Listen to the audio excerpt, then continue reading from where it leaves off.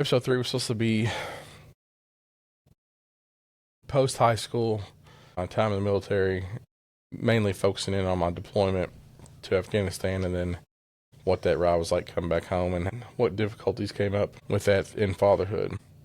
But we are going to take a break from that. Your mother and I had you very young. So you're 15, 36 or 30. So, that puts me, I think, 21. And your mom was younger than that. We were 21. And obviously since then, our lives, we co-parent Gage really well. But our lives have moved forward, and we both have families of our own now. It's a topic we talk about. It's a topic you share your frustration in. So you're 15, and you have, on my side, you have a 6-year-old sister, a 2-year-old brother, and a 10-month-old sister. On your mom's side, you have, I think, literally, it goes 8, 7, 6. Yeah. So Gage, you have a lot of siblings. You have Too six, many siblings. Too many, he says. You have 6 siblings. And while that can be a blessing, as you get older, I think you're going to enjoy that. But I want, we can be real here and we can talk about it. I want to know kind of what it's been like for you having so many siblings. All right. Well, I wouldn't necessarily say I have a favorite sibling, but Palmer. So now that I'm older, Palmer is me when I was younger. So when I get to see Palmer do the Halloweens and all the things, it just takes me back to my younger childhood. I don't know, it just I still have a soft spot in my heart for Palmer. When he gets in trouble, I'll just immediately go into I don't know, just protective mode. I don't know. Yeah, I love Palmer. Palmer's my best friend. See that? I think of all the siblings on your mom's side and my side, I think Palmer, I think you resonate so much with him just because of how much he is like you, not just looks wise, behavioral, from how you used to be back in the day. That some of his behaviors that he does now is just like you. I love that as a dad. Obviously, it means a lot to me. But no, so what's been the hardest part about having this many siblings? The hardest part? That wasn't really the hardest part, but I guess it's when I was young. Who was the first sibling I had? Emery. I'm just gonna be real. At the time, it was when I was at your house a lot. Well, I was 50-50 because that's when we had a schedule and stuff. But at my mom's house, it was me, my mom, and my stepdad at the time. He wasn't really around a lot. He always had work. So, me, my mom, Emery, it wasn't bad because I still got the same amount of attention as I would if she wasn't there. You know what I'm saying? Because she that's one thing my mom she just did that, so which was meant a lot to me. And then who was next? Coleman. When Coleman came around, I kind of just started understand more dude, you're 10 years old and he's a baby, so you kind of just gotta once you go from now that I'm older, I understand because there's some days, yeah, I wish I was younger and I could just get all the attention, but watching my siblings grow up is cool because when I get older, it's gonna be cool coming home for Christmas, just getting to see them all. I think that'd be pretty cool. Yeah, I think it's okay to say that because obviously attention does shift, especially when you have a baby. And I remember, for me, at the time I was just you still, and so I remember as your mom had your brother and your sister, I remember you just kind of naturally transitioning over to my house more, or just wanted to stay more. And I think that was, a lot of it had to do with just there wasn't kids and babies everywhere.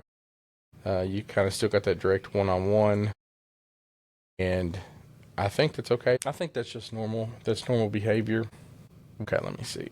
So I want to give you the mic to talk about it. What's something to either your mom or to myself, obviously I'm sitting right here, what's something that if we haven't heard you throughout all these years, or what's something that we can do better at with you as we also have all the littles? Like, what's something like you have most time when we try to talk to you, it's, conversations get interrupted. There's all kinds of stuff going on. You have us each individually in a room, and you get the chance to just share something about how you felt back then. What is that? What is that thing that you would say to us? And it doesn't have to be the nicest thing, it doesn't have to be the meanest thing. Let us know, maybe that you struggled with or something like that. The hardest part. So, my mom. It wasn't like my mom wasn't a lot, but like, so I started staying at your house a lot more. Dude, I found out Palmer was coming, and dude, I was bummed. I was like, "Are you serious, dude?" So I kind of I was like, "Dude, what?" I was like, "No way, he's having another kid." Like I thought, I feel like when I was younger, I thought it would just be me and you. Yeah. Like that's what I got. Every time I went to bed, bro, I prayed for that. And then I found out she was pregnant. I was devastated. I was like, I cried. I was like, bro, you serious? I was just like, I didn't really know how to feel because like for so long, like it was just always just me and my dad. Yo, me and my dad went through a lot when I was younger. Dr. Pepper, sponsor. I don't think we would be here where we're at without that though. No, I think like God opened doors for you especially, and just like led you, and like to meet Hannah, it took a long time, but you really got a good one, which is like, and dude, Hannah is great. Hannah is great. Like, was talking to her last night. Hannah was on the phone, like, and she was calling her patient. She's like, "Sorry, my son had surgery," and just that word, like, "son," it just like means a lot to me because, like, especially like hearing like somebody say that's not related by blood, like, and your stepmom, like, it just like truly shows that she loves you. yeah, no, that's awesome, and like I said, I'm not gonna cut pieces where you're sharing your feelings. I think that's what this is, and hopefully nobody gets offended. But if they do, like, that's something they got to look in the mirror and deal with. That's nothing on you as a kid, just talking about your feelings, whether you be 10 or 15, whatever that may be. But yeah, I think the news that Palmer was coming definitely hit you hard. I think it's funny that the one that you dreaded coming the most, yeah, is the one you're closest to. And he's a firecracker. We love Dude, Palmer. He is literally me. Yeah. But I think he like, dude, he's like, he looks like he's just manly. He's like back. He's like just strong. Yeah. Palmer's our guy. Again, you go through these adverse moments and you think in your head like, there's no way, and then you come out on top of those. I think my favorite thing now, like when I get older, will be like when I'm gonna call Paul and be like, "Dude, did you play good?" He's like, "No, bro. Dad ripped my butt on the truck, bro." I'm like, yeah, I remember those days. Well, we'll have a different episode for that, but I don't think I'm gonna be as up in everybody's business or up in like. I pushed you. You have a different motor internally, and I see that, and so I push you beyond.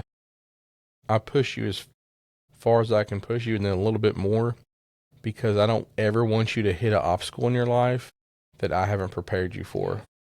Even just like through sports and coaching, like, sorry, coaches, there's never going to be one of you guys at the high school or collegiate level, if he ever makes it, that has been as hard on him as I have. So with that, you're going to be able to, you're not going to have an emotional breakdown when a coach gets on to you, or you're not going to freaking sourpuss face and be sad whenever a coach rips your butt for something. Actually, funny story that you say this.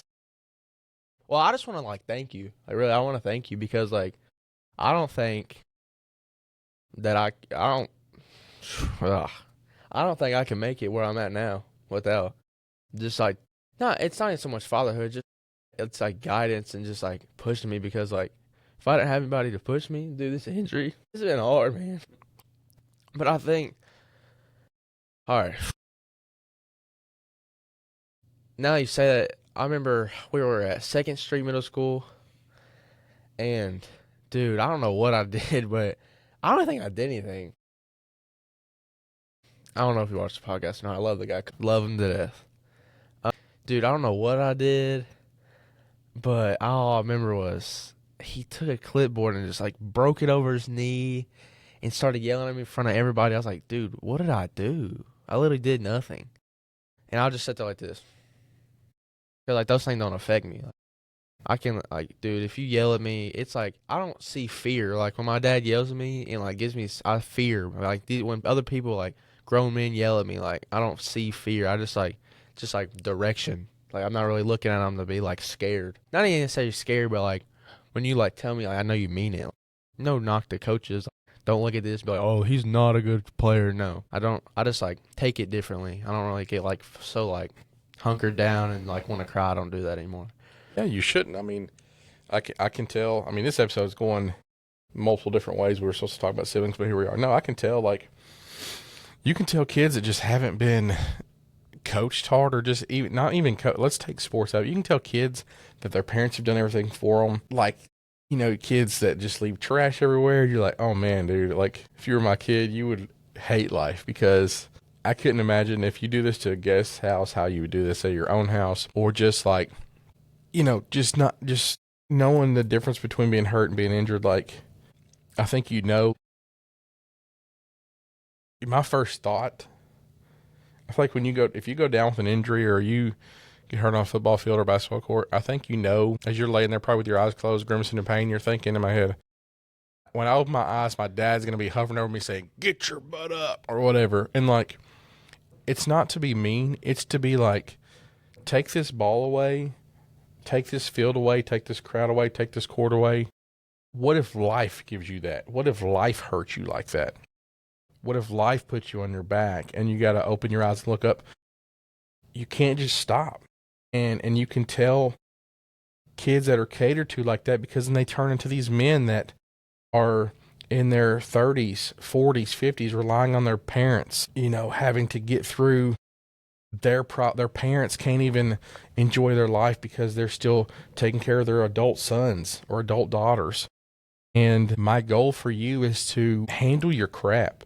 Like, that's been my goal for you, is just, I'm going to give you a blessing in the life. Like, I'm going to give you the resources. You're going to have the nicest things. I didn't have those things. I want to give them to you. But, you know, people may see you out and be like, oh, he's always got new shoes, or he's got this. But what they don't see is how hard I harp on you about what it means to have that and how that can all go away. And so it's my job, like as your dad, I just want to provide you light. Like, I want to say, look, here's all the tools. Let's build a solid foundation of who you are, and I'll help you. But this is what comes with that. And there's hard work that goes into everything. And if you think that you know, like in middle school, you know, you had moments where you were talking middle school, but there was moments in middle school where you had that mentality of like, you got it, I got it figured out. And what it do, it bit you in the butt, right?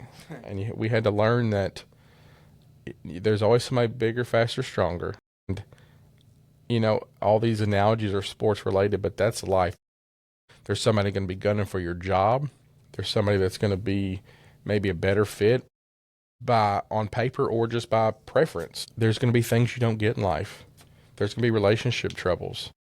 And so, you know, as you grow into your life, I want you to be able to handle that. Yeah. Like, that's the ultimate goal to me as your dad, is to get you to where whatever happens in your life, you're just prepared for. And I can't prepare you for everything, but, you know, this cliche word, battle tested, like, you know, I want your resume of life, I want you to be a battle tested. And yeah, you don't have adversity because of circumstance. Like, you have a great life, but you've had adversity because I've forced it on you, and I've forced you to have hard moments, and I've forced you to have hard days, because life's not easy, right? Yes. Some days, like, I hate you for it, and, like, I'm so mad, but, like, at the end of the day, like, there's no other way I'd want. Like, there's no other life I would rather live than this one. Crazy, cause like I know there's so many kids who like dads are just like, you do you. Which if you're a dad like that, no knock to you, but stay on your kids because like it really helps. Like it's such a like you can tell who gets babied at home and who lives the lifestyle as a trying to prepare you as a man for life at home. Um, and I wish more parents would just feel this way. Like we're best friends for the most part, 100%. but I don't care. Like if you told me today you don't like me, I don't care because at the end of the day, it's not my job for me to be your best friend. It's not my job for you to like me. It's my job to give you the best possible outcome as a son, as a man. And so with that's going to come emotions that are good and bad. But what's funny is everybody that's so scared about upsetting their children. Look, I mean, we're textbooked here. Our relationship has grown so much because of how on your butt I am. Well, and I'm going to admit to some of my own faults. There's been times that I've wanted you to succeed more than, probably you've wanted to succeed. And I think your injury that you've had, I think has opened up a whole new world. And I'm just excited to see you play, whether you play like duty, whether I don't you, even care what, dude. I don't even care what I play. Like if somebody asked me to go play, dude, chess, I would be there and I'd try hard because I haven't done anything for so long. Like I was doing so good going to the gym. I was just starting to get a little bit of muscle on me, and then boom, I got my surgery, and now I'm back at home. the thing is it's going to open up a new world for us. It's created I think we became a lot closer. we drifted at first and then became a lot closer. I think we didn't realize how much sports impacted our family. Because like we didn't go to games. Like there's no games that you went to. Like one of the hardest things for me was like, dude, having a varsity football coach tell you you would play. Like you're gonna play football as a freshman and actually play. I remember I was just like we were going to I don't know, 8th grade night. I was scrolling down my scooter, going down to the field. He's like, yeah, he's talking. He's like, there's who it was? He's like, yeah, there's a freshman quarterback who'd play some varsity middle linebacker for us. I was like, dude, what? That's crazy. Cause like, that's all. Like when I was younger, I was like, dude, I just want to play under this. Like this is crazy. Like it looked like a NFL stadium to me when I was younger. And like the hardest thing was just like having to stand there on the sideline, not getting to play. Especially basketball now, like blue and white night. Like I always have to keep a smile on my face when like sometimes, dude, I'm not happy. Like it's hard. I just have to put a smile on my face and walk off like I'm fine. But like, I think the coolest thing now that I play sports is like to tie back into sibling stuff. Like, oh, dude, the coolest thing is like when they come up to you after the game, you can like hug them and stuff. I think that's cool. That's really cool. Especially like I know every one of my siblings have like something different I like about them. From 8th grade to fresh, like going into like high school, I've started to like kind of just I don't know relax a little bit. Not really relax, but like life is like my life is kind of like I know what it's gonna be like. You're not gonna change. You're gonna parent me the same way you did 3 years ago. Yeah. You're just gonna get hard like you're gonna get hard on me, hard on me, hard on me because like you want me to succeed. And you told me that since I was however old I could talk. You're like, what do you want to do with your life? I was like, I don't know, play basketball. I got you. And like, I think that's really cool. But Emery, just like me, she's always want to be the center of attention. That's just like me, but that's not really a good thing to have. But I don't know. I think just like having that personality is good. I went to the guidance counselor's office and they told me like how I like light up a classroom. It's like energy, and like you've told me to be that like energy because like be energy to someone like this is gonna sound I don't know how to say this. I'm not a quoter. Like be the energy because like you don't know like what somebody goes through at home, so just like be their energy. Like why not just be funny, be nice to them. High school, like dude, you see so many people and like that don't dress like you, that don't act like you, that don't have it like you. So like you just realize like I think just like going into this year like I've really just like opened my heart up to everybody, and I think it's good to just be nice to everybody because like when they like leave those doors and go home, you don't know what it's like. When I go home, I know I'm gonna have everything, and there's kids out there that don't. Like, just be nice to them. No, that's like there's no touchdown pass you're gonna throw, no buzzer beater you're gonna hit. There's nothing like that that you're gonna make that's gonna make me more proud than the statements like you just said right now. And that's what, to me, that's what fatherhood is. Like that's to get you to the point, at 15 to have the emotional maturity to one. I don't even think you realize how advanced you are just in your way of thinking. Like you're sitting down right now. There's cameras and lights. You're 15. You're not worried about what anybody thinks of you, and you're speaking into a microphone, and you're sharing your thoughts, feelings, and opinions. Some kids can't even do that through a text message to their parents. Like some kids can't even order their own food. And I'm not knocking that at all. I'm just saying you are far beyond your years when it comes to that. And I want you to use that as a tool and use your voice. And that's why when I say, like, I don't care what you are, but I want you to be a leader. And not leading, like, follow my directions, follow my commands, but lead as in, like, I want you to feel like you have a plate of armor on your chest. And I want people to feel comfortable, whether it be teammates, kids at school, your siblings. I want people to feel comfortable getting behind you and, like, okay, hey, like if there's a hard time or something's crazy, like, Gage will lead us out of here. Gage is going to have my back, or what's Gage doing in this situation? Like, and I want you, that's how you become a tool, and that's how you become useful more, like in high school. I think, like, as a high school student, that's how you become impactful to those around you. So to hear you say that, it means a lot to me.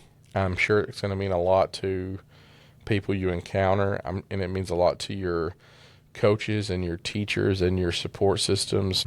I know when your mom hears this, she'll be so proud of you too. Like, your mom's so proud. My mom's great, dude. Like, my mom is, I think I've been blessed with two, like, my mom has always been just like my shoulder to cry on. Yeah. Like when I'm sad, I'm sick, go to her. Because like when I'm sick with you, yeah.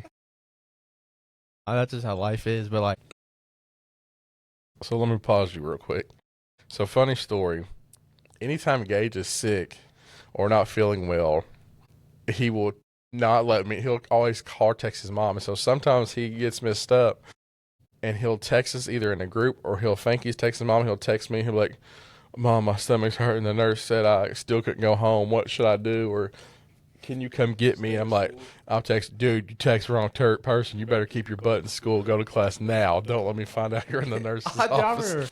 I remember one time I don't know what it was. I couldn't pee. I was at school. I swear I had like a kidney stone or something was happening. And, dude, I was so sick. So I couldn't pee. It was bad. So I go to the nurse and I tell her what's going on. And I call my dad at work. He's like, hello? My dad. He's like, bro, what do you want? I'm like, I can't pee. What do you mean you can't pee? I'm like, I don't know. Nurse said, I gotta go home. He's like, Gage, if I find out you leave those school doors when I get home, oh, you're done. Go ahead and throw that phone away, because when I get home, I'm breaking it. Oh, those are funny. No, I probably first would have said, hey, you need to just drink some water. Just drink water. Drink water, I'll take ibuprofen. No, but it makes me laugh. It's just funny how parenting dynamics there are, there's certain roles that moms and dads play that kids need. But go ahead, you were saying your mom is, that's who your shoulder cry on. That's who you go to when you're sick. My mom's been through a lot. Yeah. Like, so what's funny is, I'm going to talk about this. All right. So, you were talking about how, like, you had stepdads. I've had stepdads. And they were not great to your mom. And your mom, they were just toxic. And so, For the most part, like, I had 50-50 with my mom and dad when I was younger. And What he means by 50-50. So let me just go in there real quick. She said you had 50-50. His mom and I had equal time sharing with him. We had a pretty strict schedule, and we've co-parented great for the longest time. But when Gage was when Gage was younger, we had more of a structured schedule. Set up as 50-50 time sharing, and obviously our rights, 50-50 rights. So we both weigh in on what you do educationally, religiously, extracurricular. So, but go ahead. You were saying. So when I was younger, but my mom said it was great. Chill. It was, I had a stepbrother. I'll never forget. That was my guy. Me and Carter are cool. Like, still to this day, like, I text him, call him, because, like, I don't know, whatever. I don't know what he wants to do, but I believe in him. I don't know. I just, like, I love him. And I tell him that all the time. Like, I text him. And, life was good. I was starting to get older, and, like, they would fight sometimes. They would fight, and like, my mom was pregnant with Coleman, so I'd automatically take my mom's side because, like, that's a natural instinct of a son to do. Like, and then, like, I'd be in these arguments, then I'd call you. I'm like, Dad, I don't know what to do. Whether I'm arguing, and then, like, there was just, like, times I just go to bed there. I'm like, dude, my mom's not happy, and, like, I couldn't, as a 8-year-old kid, you cannot change anything. It's just how life is, like.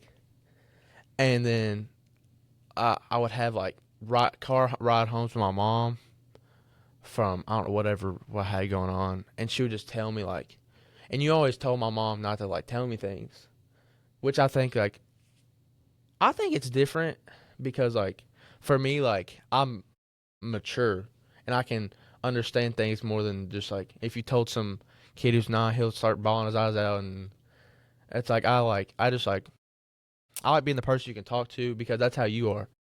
And she would just tell me things, and, like, I felt so bad, so bad. And she would just tell me things like how she just doesn't want to come home. And, like, as a 9-year-old kid, that was hard. As your like, your mom's not happy. Like, my mom would cry every night. Every night she would cry. Just go to bed. Dude, it was bad. Just, like, the protection, like, stuff like that, it just, like, plays a part in like, the story. Your mom and him are they're they've gotten divorced and they're both living better lives, and that's we're happy for them, right? We're happy that everybody's doing that. But listen to you talk right now, it's like, man, Micah is our 10-month-old daughter is above us. We are been moved down to the basement, quote unquote, studio that we're trying to create, and Micah, the 10-month-old, is learning to walk, and she is upstairs on a walker thing, and it sounds like King Kong is about to fall through the ceiling. So hopefully that didn't pick up. But no, dude, it's really, I talk about how great you have it and stuff, and then I hear, and not that household's any different, but at the time when there was that animosity and stuff, to sit here now and hear you talk about those moments, like, man, like, he understands. I can share my story, and you understand what that feeling's like as a kid, being helpless and wanting to just kind of be a protector of your mom. Yeah. So to hear that firsthand from you, it's eye opening to me, and I'm just so thankful that you and your mom and your previous stepdad. I'm happy that everybody's when they chose to go separate ways. I'm just happy that everybody's gained something from it. Yeah, you know what I'm saying? And, like, me and him were great, dude. Ride foilers. I love ride foilers. That's all I did. When I was younger, dude, ride foilers. I was a little country boy when I was younger. If you don't know it, I was. And I would do a lot of things with him like that.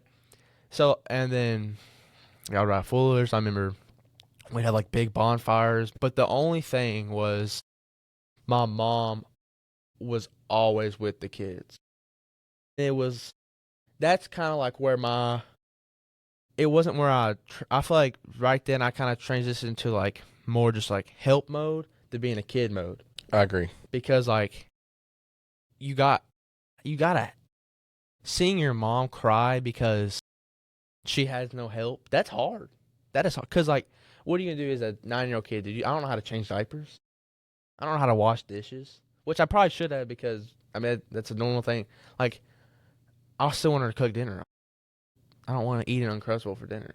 You know what I'm saying? Like, and that's how, like, and now I'm blessed because, like I see, I'll, like, play these moments back in my head. I'm like, dude, that's, like, I feel like that's built me. Like, and, um, like, it would just continue on and continue on. And she would just tell me all these things. And I built up this resentment. And I would always pick arguments with them because, well, normally what it was, like, they would fight over something stupid. I was like, dude, all y'all do is fight. And I would tell them that. Y'all would yell at me, all y'all do is fight. Just to get divorced. I was like, just to get divorced. All you do is fight. You literally just fight all the time. So I would just go to my dad's house. And, I just go to my dad's house. I'd stay with my dad, slept with my dad. Slept with my dad till I was like 12 years old, 13 years old. So I would probably still sleep with my dad right now if he didn't.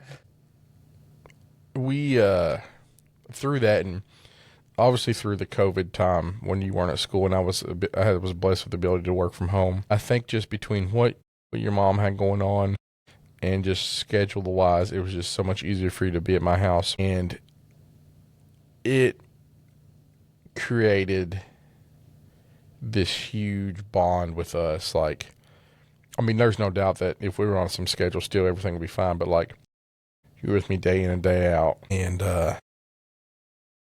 it taught me a lot about, you know, doing things on my own, and you know, just what it, I don't know how to say this.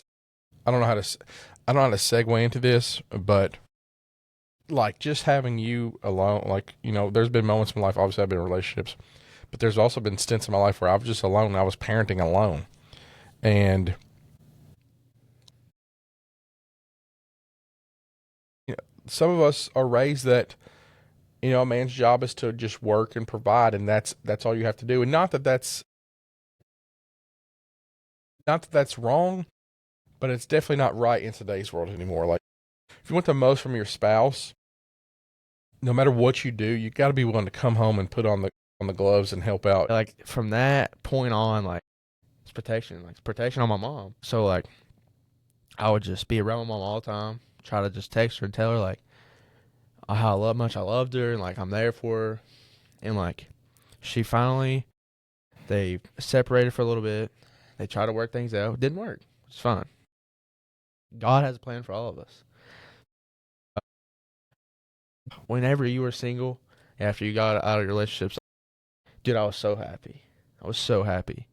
But also, I was happy because it was me and you. And I didn't realize, like, you needed somebody too. I guess that was, like, the hardest thing for me to, like, process was, like, you needed somebody too because, like, you had a lot of, I guess because you're a grown man. I'm like a 10-year-old kid. Yeah. Because, like, having your dad to yourself, dude, great. Eating Taco Bell with your dad in the bed and watching movies till, like, 12 o'clock at night, bro, great. That's great. Yeah. Like, not many women improved with that. And then, like, as, like, now my mom met Trevor, say his name. I love Trevor. Trevor's cool. Trevor's a cool guy. I think Trevor has shown me what my mom should be treated like. It's awesome. He just treats my mom so good. Like, helps her do all the things. Like, and Trevor, dude, shout out to you. You have changed Coleman's life. That's awesome. You have changed Coleman's life. I swear. Coleman was a very, very, very bad kid. Like, just great. Like, having both households, like, equal. Like, you help Hannah, Hannah helps you, mom helps Trevor, Trevor helps mom. Like, that's just, I love it. Because, like, there's no other way, like, I would want it. And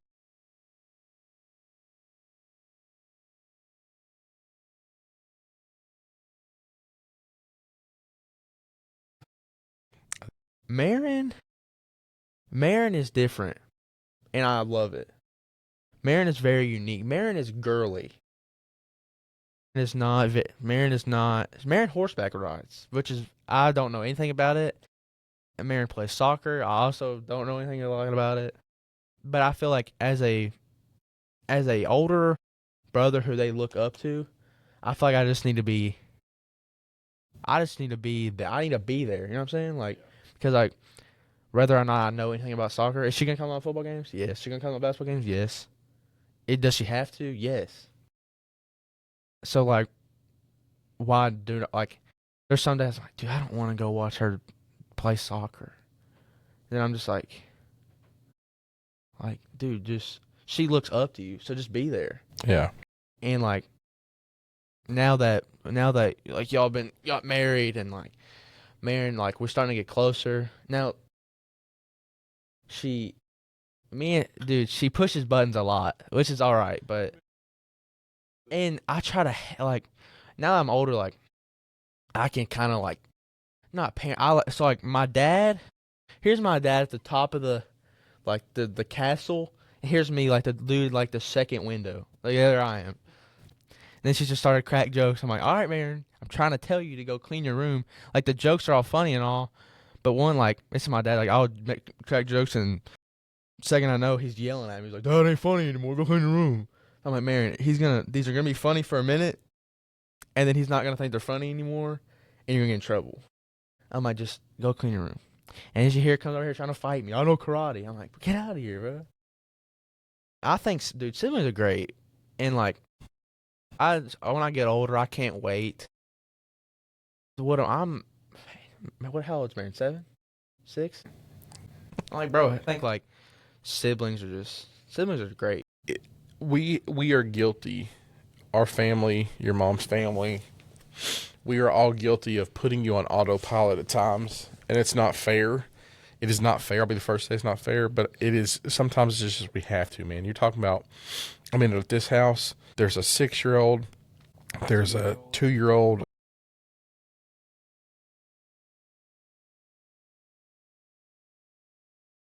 To get through the night, to get through 4 p.m. to 9 p.m. is like a complex military mission. And so sometimes in that, it's like, oh God, Gage has a price. Oh, can we get Gage here? Get Gage, get a ride. Gage, find this. Oh, you missed dinner. You need to figure out what you're gonna do for dinner. DoorDash or something. Oh, Dad said don't do DoorDash anymore. Like so we understand. Like it's just hard sometimes. I just don't want you to ever feel like we are leaving you out of the family. It's just like for us, it's to survive with the little kids who are like the minions. It's a challenge. I'm sure there's other families out there with these challenges. I know, just I'm same with your mom and them, but nobody, as much as you do get put on autopilot, also the one that you're at both families, we try to cater to you as much as we can. Like, you'll be playing basketball after, obviously you missed school season, but you'll be back in the AAU circuit. And I think our first tournament's in Detroit. So, like, no matter what that looks like logistically, we're going. Whether it's dragging all the kids, like, that's just what we're going to do. And so we want those memories with you as well. It's just sometimes in the day-to-day, dude, it's just so hard with the kids. We just got to get through a night. And it's not that they're hard. It's just Marin's got a horseback riding lesson or homework. Palmer's got out 14,000 cars, and we're trying to potty train him. So it's if you take an eye off of him, he's under the table crapping like some little gnome. It looks like a little guard gnome sitting on the table taking a crap. Yesterday, me and my dad playing PGA 25. Yeah, a little PGA 25. He keeps beating me with these lucky. I look over and Palmer's with his hole pooping under the table. Yeah, Palmer is in that potty training era where, I mean, just recently the other day, he was with his Poppy and Gigi. And dude, they need their own episode. Oh, they will, definitely. I know it's probably, they are great. Yeah, they're textbook grandparents. Dude, when Steve and Gwen came in my life, it's crazy because, like, I tell them all the time, like, dude, I love y'all. Yeah. And, like, they don't treat me any different. Like, when I'm with them, bro, no. I'm a green. Like that is like the coolest thing I think ever because like, and you ask my grandparents, they got I don't know how I can't even count. They have like 13. That's cool. Yes. But anyways, he went over to his Poppy and Gigi's, which are my wife's parents, and they said they smelled something terrible, and he was under the kitchen table, and Gwen said, Palmer, did you poop? He said, no. He said, baby did it, and came over and No, he said Buzz poop. oh yeah. At first he blamed Buzz. He's got a stuffed toy Buzz Lightyear. Buzz did it. I said, oh okay, and then came over to baby and pats on the baby's butt and says, oh, Micah pooped. Baby pooped. No, Palmer, you pooped. So you got Micah trying to walk, crying. Palmer trying to get potty trained. Mirren trying to do horseback riding lessons and homework and enter into this elementary diva mode.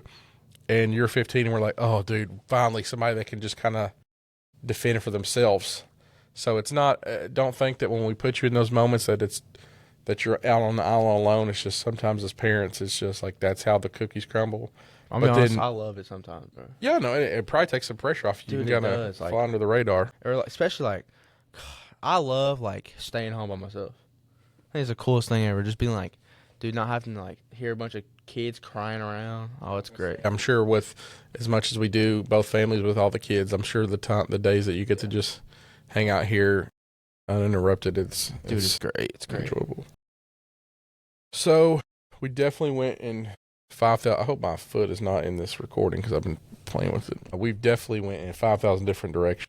I think we tied it back in though to like the. We did, but I think we missed the mark. But this has just been a great conversation. Yeah, thanks. And so I think this, you not getting to play basketball this season, and sports is something that we and you built our relationship on. Obviously, as I coach and stuff. I think this podcast, obviously, though you're not a co-host, and I'm going to eventually have guests on that are regular, I think me and you sitting down and just having these conversations, and we might just title them, we'll come up with a catchy title, and it'll just be filmed episodes of me and you just, chatting up, talking topics. So maybe they flow, maybe they don't, but it's conversations that maybe can spark conversations between other sons and fathers or daughters and fathers or mothers, sons, whatever it may be. Maybe our communication style and just our realness can help another family. But anyways, as we wrap up this episode 3 of, whatever this episode's going to be called, I think I have about 12 or 13 solid guests that I've that have talked about being on. Not everybody's local. And that's what I also want to get out there is I want local guests, and don't be scared to come to share your story. But also, if I want this to grow, this has to be more than just local. We are looking for guests to continue. Obviously, we have 12 or 13, so that's it's an episode a piece for those people. And I think as we start doing episodes with guests, others people will become more interested. You do not have to be a man for this show. Yes, our first guest is a father. He's a husband, a youth pastor, kind of just a jovial spirit guy. And I'm curious to see what it's like. Maybe he's just happy like that all the time, and awesome if so. But I also would like to know, what's that like for him wearing that big smile every day, being a positive light every day.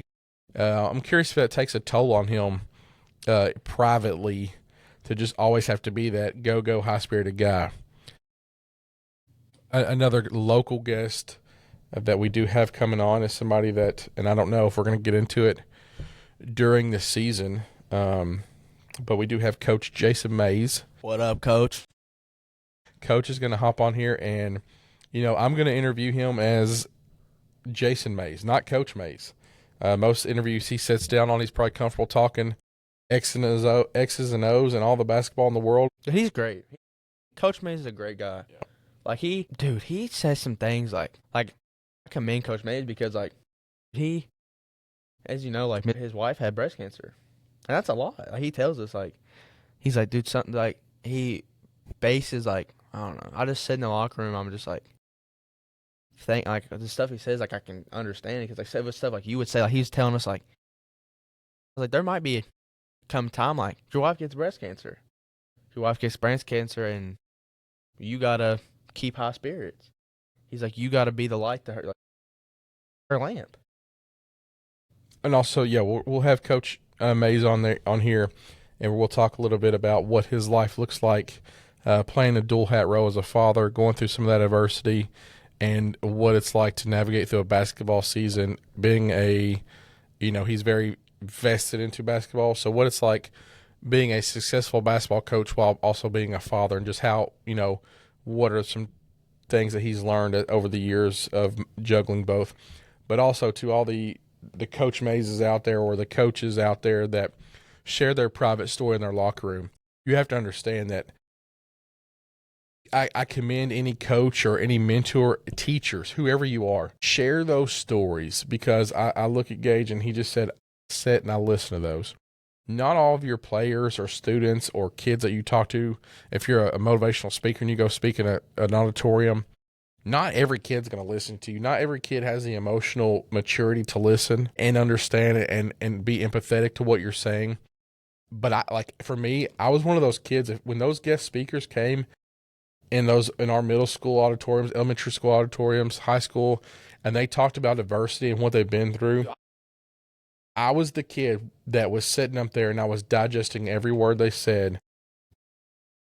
Like I like coach, it's scary, but like he be like when like he talks, and like my locker normally my locker's like in the back, and he's like like our locker room's dope. It's cool. It's crazy. Got couches and dude, he sits there and like telling us this stuff. He's like, and I'm just sitting there. It's like, and I just like, cause like you've taught me always to have like direct eye contact when a speaker's talking. Like that's just respect. And I think like you learn so much more when you like. Even if like you don't know and you just shake your head, yeah, like I think it gives that whoever's talking to you, like I think it makes them feel more comfortable and that you actually care. And like when he talks, like I'm just like I sit there and like because I really do understand like what he's talking about, because like it's like I feel like you're talking, because like it's just so like direct, and like Coach May's always had like a stern voice when he talks, and that's how you are. So I can process things better like when he like. Like I just sit back and I'm just like, and he's like, so I don't know, he might not be staring at me, but like when I do that, I feel like he stares back at me. So I don't know, maybe I'm tweaking him. Yeah. So whatever position you hold in your life, professionally or personally, if you have the ability to reach out and talk to people and share stories, I encourage you to do so, because somebody's listening, somebody needs it, and it's not quantitative, as in like it don't matter if 15 people hear you.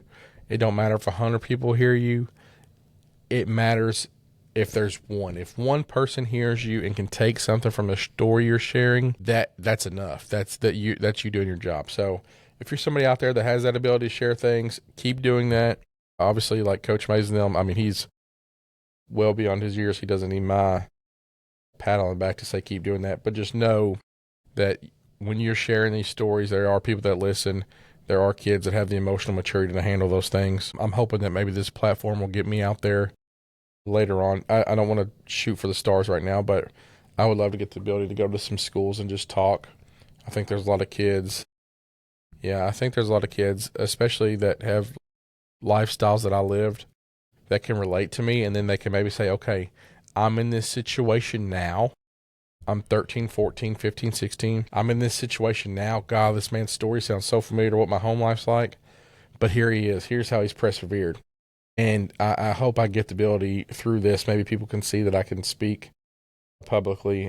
And I'll get the opportunity to come and just chat with students or players or whatever that may be.